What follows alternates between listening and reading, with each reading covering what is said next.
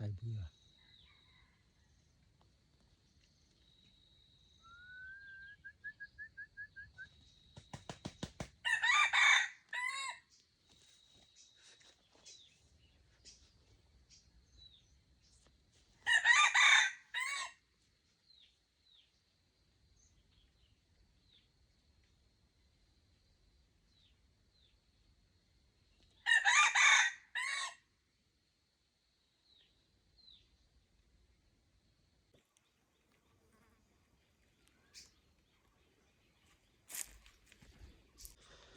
หมดเลยพี่น้องเสียดายขนาด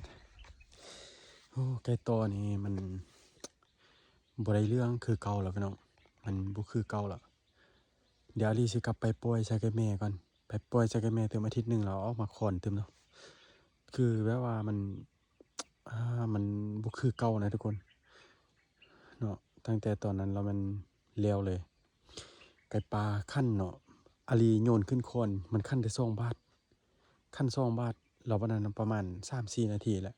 ไก่ปลาคั่นตอบเนาะไก่ปลาน่าจะอยู่ถึงลงมาแถวมอนี่ประมาณ100-200 เมตรนั่นแหละทุกคนเนาะคั่นตอบเราวันนี้ไก่อาลีเม็ดมึงก็ฟังดนโพดเนาะแล้วบ่คั่นเลยเนาะฟังยื้อคอเบิ่งอย่างนี้แหละยื้อคอเบิ่งอีกคั่นก็บ่คั่นไก่ปลาจนไปฮอดเมืองฮ้อเมืองจีนพุ่นละจนฮอดเทวดาพุ่นละมันหาก็คั่นแล้วไก่ปลาก็มิดเลยเนาะตั้งแต่ตอนนั้นอาลีก็มาช่วยเด้อทุกคนมื้อนี้อาลีคิดว่าสิพาน้องชายมาเพราะว่าเรานัดอาลีไว้เมื่อวานนี้เราว่าสิมาต่อไก่นำอาลีก็เบิ่งโมง7 โมงแล้วคือบ่มาแต่ว่าผ่านไป20 นาทีเนาะ20 นาทีอาลีก็